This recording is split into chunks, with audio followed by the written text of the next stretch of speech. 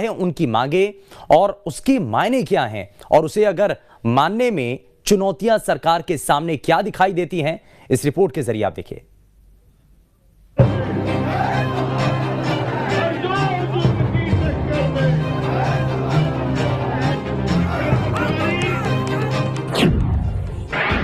संविदा कर्मियों की जारी है हड़ताल।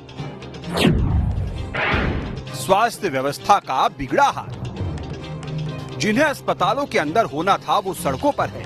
विरोध के अलग अलग तरीकों से सरकार का ध्यान खींचना चाहते हैं, लेकिन कड़कड़ाती सर्दी में बैठे इन संविदा स्वास्थ्य कर्मियों की मांगों पर अधिकारियों का ध्यान नहीं जा रहा। आज हमारी हड़ताल का 20वां दिन है। हमारी वरिष्ठ जो हमारे साथी हैं, संभागीय प्रदेश अध्यक्ष लोग, वो बातें कर रहे हैं और यहाँ तक अभी तक कोई ऐसा सफल परिणाम निकल के नहीं आया है जिससे कि लोग हड़ताल से वापस जाएं। केवल चर्चा हो रही है। दो मांगे हमारी, एक पहली मांग है नियमितीकरण की, दूसरी मांग है जो हमारे आउटसोर्स साथी उनकी एनएचएम में पुनः वापसी। सर, इन दोनों मांगों पर सरकार बातें तो कर रही है, लेकिन गोल मोल बातें कर रही है, घुमा के ठोस सबूत बात नहीं कर रही है। सर, अभी तक कोई भरोसा नहीं मिला है जिससे कि हम स्टैंड से बाहर आए।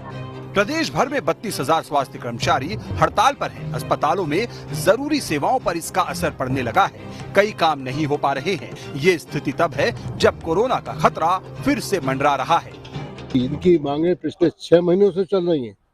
हड़ताल या दिखावा तो अब कर रहे हैं, और अब जब वो आश्वस्त हो गए कि इनके आश्वासन की कोई कीमत नहीं रह गई, इनके मंत्री, इनके विभाग के अधिकारी लोग इनकी ओर कोई ध्यान नहीं दे रहे।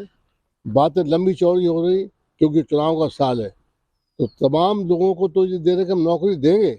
हकीकत ये है कि जो संविदा पे काम कर रहे हैं, जो बरसों से काम कर रहे हैं, जनता की सेवा कर रहे हैं, उन तक कोई हटा रहे हैं, कहीं वो तो हटा चुके हैं। देखिए, मुख्यमंत्री जी की संज्ञान में सब चीज़ है और वो प्रयास कर रहे हैं।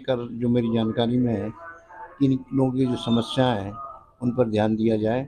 यहाँ तक आपने कहा है कि स्वास्थ्य सेवाएं चरमरा रही हैं, ऐसा नहीं है। स्वास्थ्य सेवाएं ना चरमराएं, इसके उचित प्रबंध कर लिए गए हैं और मैं समझता कुछ ना कुछ हल, निष्कर्ष शीघ्र निकलेगा ताकि इनके समस्याओं का समाधान हो सके। संविदा कर्मियों की मांग पर गौर करें तो 3 सूत्रीय मांगों को लेकर हड़ताल पर हैं।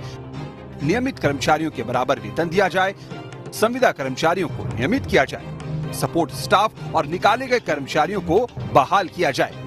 संविदा कर्मियों की संख्या पर गौर करें तो 700 doctor, 1500 staff nurse, 5000 ANM, 1000 pharmacist, 1800 तकनीशियन और 3200 डाटा एंट्री ऑपरेटर हैं।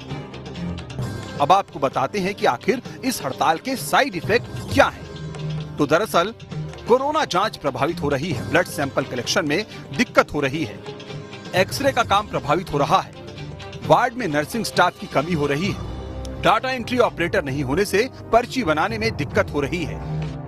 हालांकि सरकार ये दावा कर रही है कि संविदा स्वास्थ्य कर्मचारियों की हड़ताल से अस्पतालों में सब कुछ ठीक ठाक है, लेकिन जमीनी सच्चाई ये है कि अस्पतालों में मरीजों को अब दिक्कत होने लगी है।